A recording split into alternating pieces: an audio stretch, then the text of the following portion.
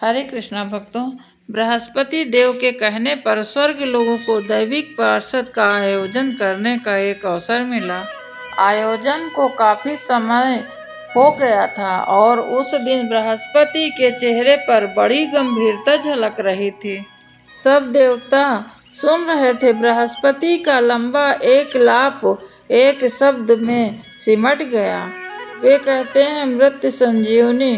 तो क्या यह प्रस्ताव है कि हमें असुरों को मृत्यु को पुनर्जीवित करने के लिए रहस्य को चुरा लेना चाहिए? इंद्र ने पूछा। तब बृहस्पति देव कहते हैं, हाँ। फिर से इंद्र जी कहते हैं कि किंतु क्यों?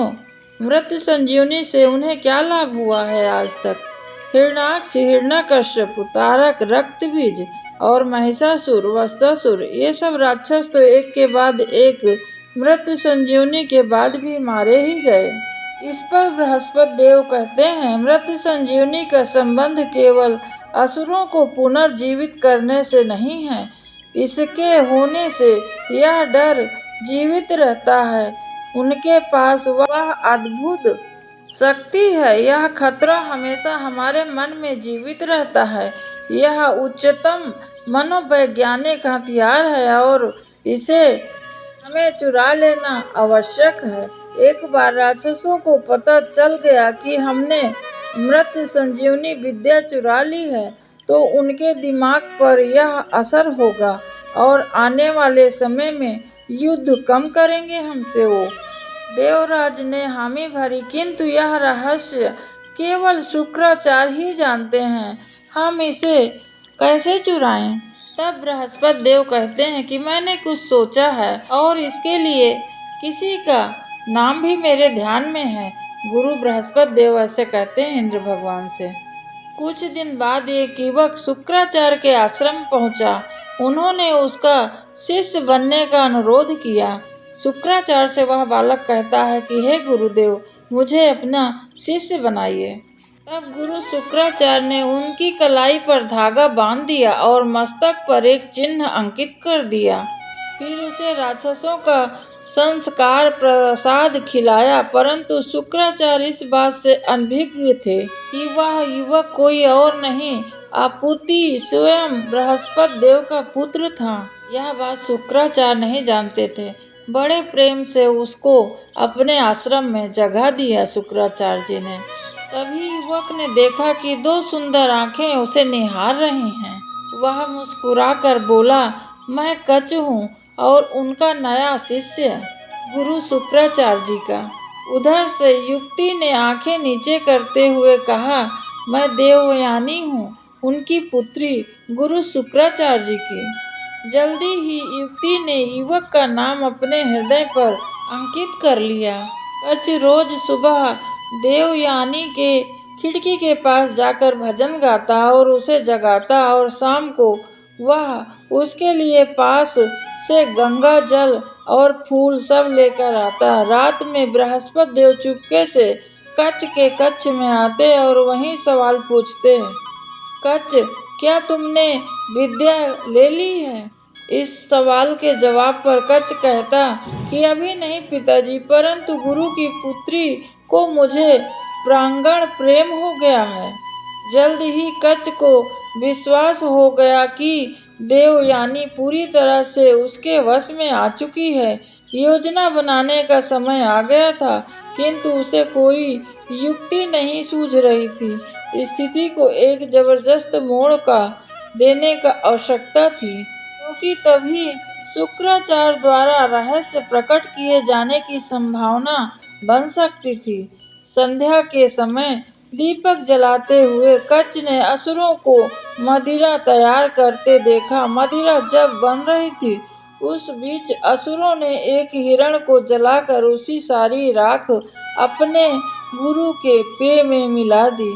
शुक्राचार्य को मदिरा पीते देखकर कच्छ के दिमाग पर एक विचार आया कि विचार इतना भयावन था कि उसे सोचकर ही कच्छ नीचे सिर झुका दिया। उसका शरीर ऐंठ रहा था और दिल तेजी से धड़क रहा था।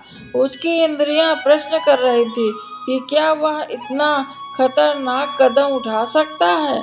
उसके मन में तुरंत ही वह विचार छोड़ देने की याचना भी हुई, परंतु कच्छ जानता था कि वही एक चाल थी, एकमात्र चाल जो काम कर सकती थी। असुरों को बृहस्पति देव से घृणा थी और शुक्राचार्य को मदिरा बहुत पसंद थी। कच्छ ने मन में विचार सोचने लगा कि देवयानी मुझे उतना ही प्रेम करती है जितना वह अपने पिता से करती है, ना ही ज्यादा ना ही कम।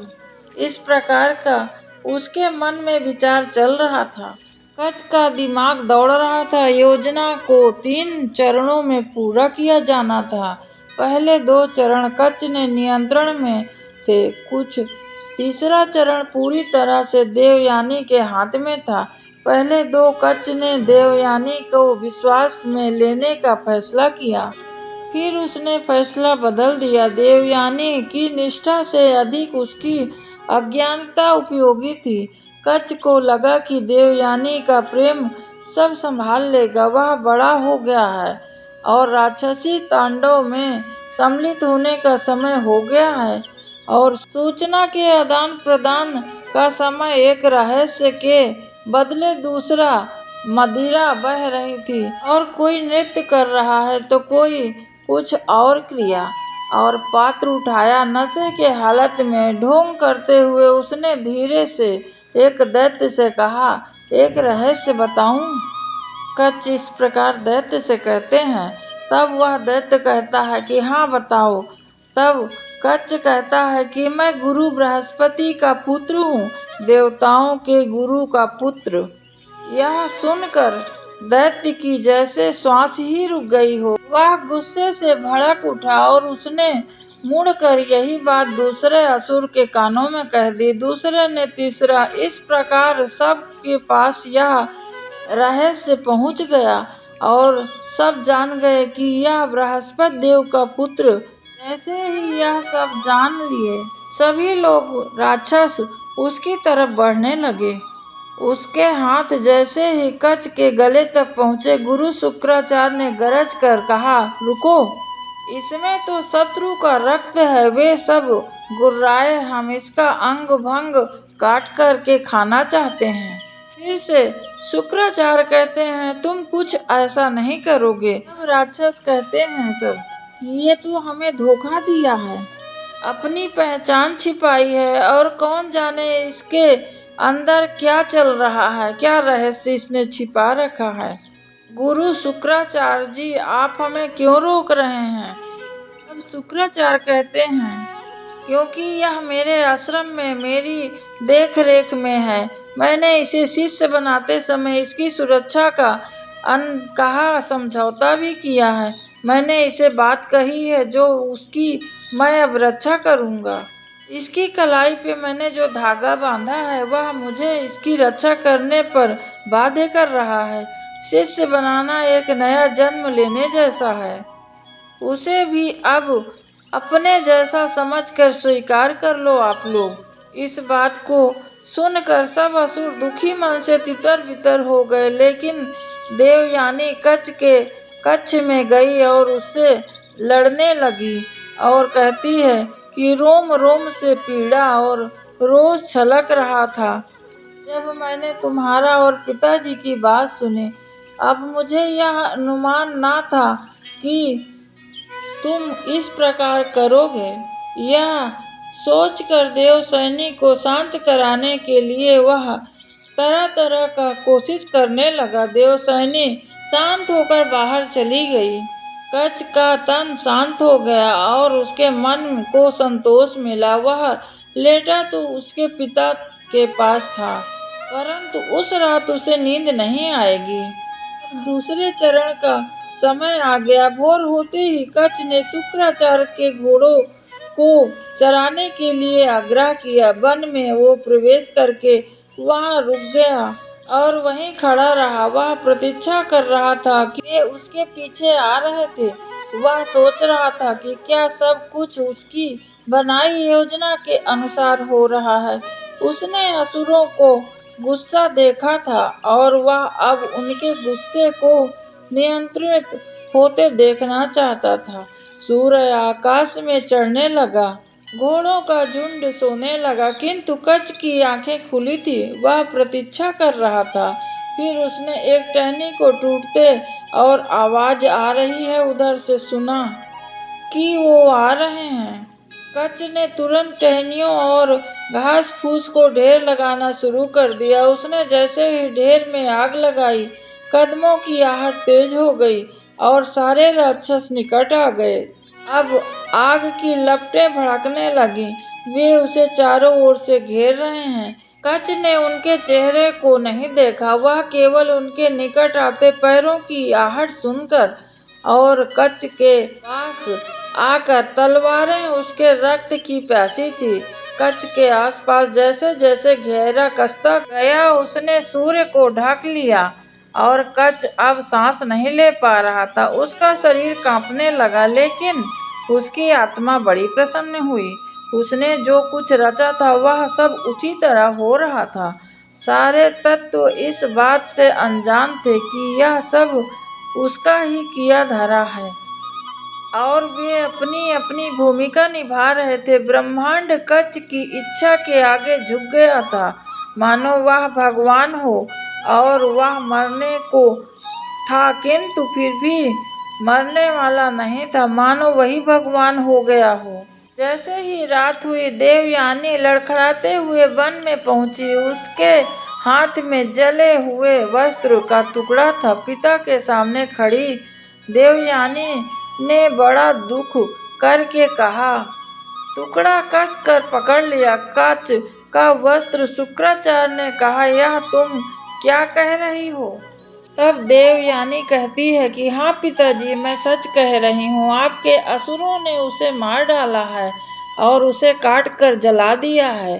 तब शुक्राचार्य बड़े क्रोधित होकर कहते हैं, मेरी आज्ञा का उल्लंघन करने का उन्होंने साहस कैसे किया? मैं उन्हें नहीं छोड़ूंगा। शुक्राचार्य रुक गए। देवयानी कुछ बड़बड़ा रही थी और उसके आंसू बहुत तेज बह रहे थे और वह फिर से हंस पड़ी। आप उन्हें नहीं छोड़ेंगे पिताजी, आप जिन्होंने मेरे कच्छ को निगल लिया।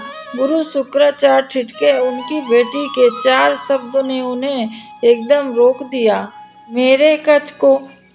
तब शुक्राचार्य कहते हैं कि क्या कह रहे हो देवयानी, मेरा कच्छ कैसे हुआ? हाँ, मैं उससे बड़ा प्रेम करती हूँ, परंतु दुष्ट असुरों ने उसकी राख आपकी मदिरा में मिलाकर आपको भी पिला दी। इस बात को सुनकर शुक्राचार्य ने भय से अपनी आंखें बंद कर ली। फिर वह थोड़ी देर बाद बोले, मैं घोषणा करता हूँ कि अब से कोई ब्राह्मण यदि मदिरा का सेवन करेगा तो उसे दुख भोगना अवश्य पड़ेगा। यह सबसे बड़ा पाप माना जाएगा कि ब्राह्मण शराब पिएगा, क्योंकि नशे की स्थिति में सद्गुण और विवेक दोनों उसका साथ छोड़ देते हैं।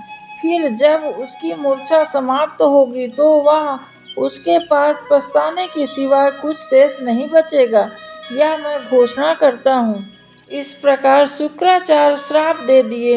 इसके बाद शुक्राचार्य देवयानी से कहते हैं कि मैं कच्छ को सुरक्षित रखने में असफल रहा पुत्री। तब देवयानी कहती है, आप जानते हैं कि आपको क्या करना चाहिए, मृत्यु संजीवनी इसी क्षण। तब शुक्राचार्य कहते हैं कि अभी तुरंत किए दे रहा हूँ मैं, यदि तुम प्रसन्न होती हो तो। शुक्राचार्य जी ने खोखले स्वर में सहमति व्यक्त की, किंतु वह मेरे अंदर है, यदि मैं उसे जीवित करता हूँ तो उसे मेरे शरीर को फाड़कर बाहर आना होगा। देवयानी बड़ा आश्चर्य करके कहती है, आपके शरीर को फाड़कर?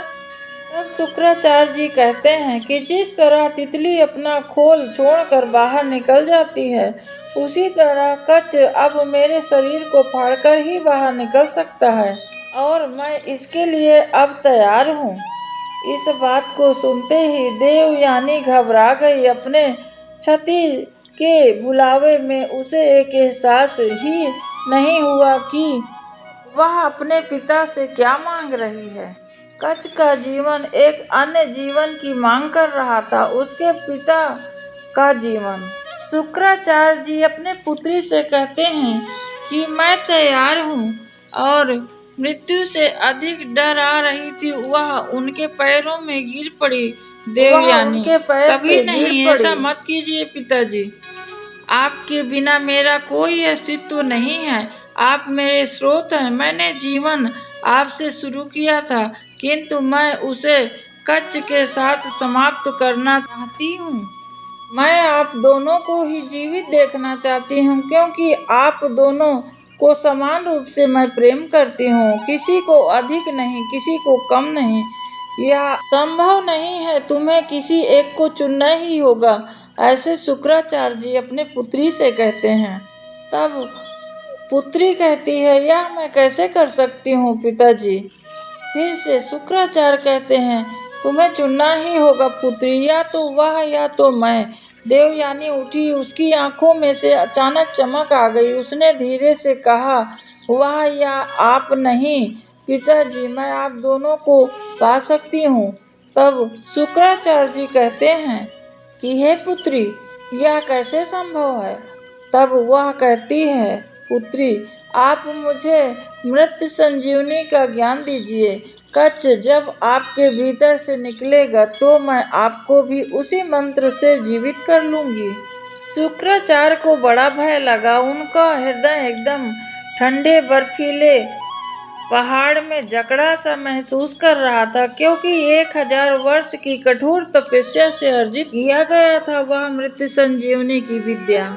इसीलिए अब तक उसे अपने भीतर ही छिपा रखा था, किंतु अब उनकी पुत्री से वह रहस्य उजागर करने को उनकी पुत्री कह रही है, और वह प्रश्न भी पूछ रही थी कि क्या आपको मुझ पर विश्वास नहीं है पिताजी। तब शुक्राचार्य ने देवयानी को चुनने को कहा था, अब वह उन्हें चुनने के लिए कह रही है। उसे यह रहस्य बताया जाए या नहीं, यह असमंजस की स्थिति है। गुरु ने हामी भर दी, मैं तुम्हें मंत्र लिख कर देता हूँ, किंतु इसका उपयोग तुम स्वयं ही करना, और उपयोग हो जाने के बाद इसे तुरंत नष्ट भी कर देना पुत्री। तब उनकी पुत्री कहती हैं, ऐसा ही होगा, मैं ऐसा ही करूँगी पिताजी, इसे पूरी तरह से नष्ट कर दूंगी। देवयानी, हम बहुत सी बातें साझा करते हैं, और अब हम मृत संजीवनी भी साझा करेंगे। यह किसी और के हाथ में नहीं पड़नी चाहिए बेटी, मुझे वचन दो, वचन दो। तब उनकी पुत्री कहती है, हे पिताजी, मैं आपको वचन देती हूँ। शुक्राचार्य ने आंखें बंद कर ली। वे मंत्र पढ़ने लगे। उनका दाहिना हाथ कुछ हरकत करने लगा और हिल रहा था। मुंह से अजीब से शब्द निकल रहे थे। वे रहस्यमयी मृत संजीवनी का बात कर रहे थे, और उनका हाथ नलिका बन गया था, और उसके माध्यम से कोई रहस्य प्रचंडता के साथ प्रवाहित हो रहा था। देवयानी को पढ़ने के लिए एक एक करके पंक्तियां जमती जा रही थी। शुक्राचार्य रुक गए। देवयानी, मृतक संजीवनी को देख रही हो, और असुरों का गौरव, शिव का वरदान है ये। शुक्राचार्य के पेट कांपने लगा। वह जोर जोर से कांप रहा था, और उसका सारे अंग हिलने लगे। देवयानी के गाल पर रक्त के छींटे आ पड़े और पीछे हट गई। मंत्र ने राख में प्राण को फूंक दिए थे। गुरु किस प्रकार कच्च गुरु के अंदर से निकलना शुरू हुए। गुरु शुक्राचार्य लहूलुहान हो गए थे, और उनकी खोपड़ी को तोड़कर कच्च का चेहरा बाहर आ गया। उस धड़ गुरु का पसलियां और अपना मार्ग बना रहा था। कच्च के हाथ शुक्राचार्य की रीढ़ और उसके पैर की जांघों को ध्वस्त करके निकल आए। देवयानी अपने वृद्ध पिता को बिखरता हुआ देख रही थी, और युवा कच्च ऐसे बाहर आ रहा था जैसे जैसे गर्भ से शिशु निकल रहा हो। गुरु के शरीर से अब कच्च पूरी तरह बाहर आ गया था। देवयानी ने कच्च को कसकर जकड़ लिया। उसने कच्च को पहले कभी इस तरह मुस्कुराते हुए नहीं देखा था। उसकी आंखें ऐसी चमक पहले कभी नहीं दिखाई पड़ी। देवयानी इस बात से अनजान थी कि उसने जिस कार्य को अभी समाप्त किया था उसे कच्च ने ही शुरू किया था। अब मुझे अपने पिता को जीवित करना होगा। यह कार्य मुझे करने दो। कच्छ ने अपना हाथ आगे बढ़ाया। देवयानी ने मंत्र को छिपाने की कोशिश की और पीछे हट गई। नहीं, मैं यह तुम्हें नहीं दे सकती। इस कार्य को मेरे पिताजी ने स्वयं मुझे करने के लिए कहा है। यह पिताजी का रहस्य है, मैं इसे किसी और को नहीं बता सकती। देवयानी इस प्रकार कच्छ को मृत्यु संजीवनी विद्या के बारे में कह रही हैं। इस पर कच्छ कहता है कि मैं कोई और नहीं हूँ, मैं तुम्हारा अपना हूँ। मेरे गुरु ने ही मुझे जीवित किया है और मैं भी उनके लिए यह करना चाहता हूँ। कच्छ की दृष्टि देवयानी को भेद रही थी। देवयानी की दृष्टि असमंजस में पड़ रही थी। तभी वह लिखा हुआ पत्र नीचे गिर गया।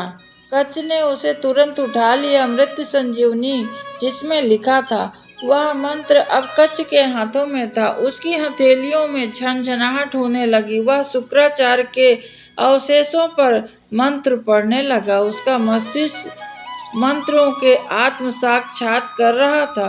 प्रत्येक शब्द, प्रत्येक पंक्ति, प्रत्येक शब्द, वह सब उसके भीतर अंकित होता जा रहा था। कच्छ ने जब तक मंत्र पढ़कर समाप्त किया, तब तक मृत्यु संजीवनी उसके ज्ञान का हिस्सा बन चुका था। इधर शुक्राचार्य जी फिर से खड़े हो गए सामने, और उन्होंने जैसे ही देवयानी की ओर कदम बढ़ाया, वे रुक गए। वे कच्छ के हाथ को घूर रहे थे। उनकी दृष्टि कच्छ के हाथों में आए मंत्र पर थी। उन्होंने ऊपर से देखा और उन्हें कच्छ की आंखों में आई झिलमिलाहट दिखाई दे रही थी। तब शुक्राचार्य जी अपने पुत्री से कहते हैं, इसने मृत्यु संजीवनी सीख ली बेटा। और आगे कहते हैं, यह मृत्यु संजीवनी लेने ही आया था। वे अपने पुत्री की ओर मुड़े। उनके चेहरे पर कोई रोष नहीं था, केवल पीड़ा थी, तीव्र दुख। देवयानी व्याकुल नेत्रों से उनकी ओर देख रही थी। अगले ही पल शुक्राचार्य मूर्छित होकर गिर पड़े। युवक मुड़कर जा रहा था, तब उसके पीछे वह पुत्री दौड़ी। मैंने पिताजी को हम दोनों के बारे में बता दिया है। तुम उनसे बात करो ताकि हमारा विवाह हो जाए। इस प्रकार बार बार वह कच्छ से कहने लगी। कच्छ की भौहें तन गई। तुम अब भी नहीं समझी? और तब तक उसने देखा जो उसके पिताजी के चेहरे पर देखा था, वह जो उनके पिताजी ने कच्छ के चेहरे पे देखा था, वह बात उसके मुंह से निकल गई। मृत्यु संजीवनी, मेरे पिताजी बृहस्पति ने मुझे यहाँ मृत्यु संजीवनी लेने के लिए भेजा था। मुझे वह मिल चुकी है। और देवयानी ने अपने चेहरे पर लगे शुक्राचार्य के रक्त को छुआ और आश्चर्य से अपनी उंगलियों को देखने लगी और कहने लगी, तुमने मुझसे मेरे ही पिता के साथ विश्वासघात करवाया ताकि तुम अपने पिता की इच्छा पूरी कर सको। तुम इतने कपटी कैसे हो सकते हो? अब कच्छ कहता है कि यदि मैं कपटी होता तो मुझे ब्रह्मांड ऐसा करने ही नहीं देता। देवयानी की आंखों से अश्रुधारा बह रही थी। उसने पूछा, तुम मंत्र लेने आए थे, किंतु तुम्हें मैं भी तो मिल गई हूँ। क्या मुझे प्रेम नहीं करते हो? मुझे केवल एक दोस्त मिला है, एक अच्छा दोस्त। मैंने तुम्हें और कोई वचन नहीं दिया है। इस प्रकार कच्छ कहता है देवयानी से। फिर देवयानी कहती है, किंतु तुमने कहा कि तुम मैं हो और मैं तुम हूँ। हाँ, मेरा पुनर्जन्म शुक्राचार्य से हुआ है। इस नाते मैं तुम्हारी तरह अब उन्हीं की संतान हूँ। क्या तुम्हें यह सब कुछ दिखाई नहीं दे रहा है? उनके शरीर से उत्पन्न होने के नाते अब मैं उनका पुत्र हूँ और तुम मेरी बहन हो। मैं इस पवित्र बंधन को दूषित कैसे कर सकता हूँ देवयानी? यह कहकर कच्छ ने जैसे ही एक कदम आगे बढ़ाया, उसे देवयानी के कटु शब्द सुनाई पड़ने लगे। कच्छ, मैं तुम्हें श्राप देती हूँ कि तुम इस रहस्य को जो तुमने हमसे चुराया है कभी उपयोग ही नहीं कर पाओगे। इस बात को सुनते ही कच्छ रुक गया। फिर वह मुड़ा और गुस्से से कहता है, यदि ऐसा है तो मैं इस विद्या को दूसरों को दे दूंगा और यह उनके माध्यम से फलित होगी। मैं तुम्हें श्राप देता हूँ कि देवयानी, तुम जिस प्रेम को खोज रही हो वह तुम्हें कभी नहीं मिलेगा। इस प्रकार देवयानी कच को श्राप देती हैं और कच देवयानी को श्राप दे देते हैं। गुरु शुक्राचार्य की यह कथा आज यहीं समाप्त होती है। मृत्यु संजीवनी की कथा मैंने आपको बतलाया। यह कथा देवयानी और कच, गुरु बृहस्पति के पुत्र कच हैं और शुक्राचार्य की पुत्री देवयानी। यह कथा आज यहीं समाप्त होती है। दूसरा वीडियो लेकर फिर मैं आऊँगी आपके समक्ष। तब तक के लिए आप सबसे हाथ जोड़कर विदा मांगती हूँ। जय सिया राम। आप सभी अपना बहुत ख्याल रखिए। भगवान आपकी हर इच्छा पूर्ण करें।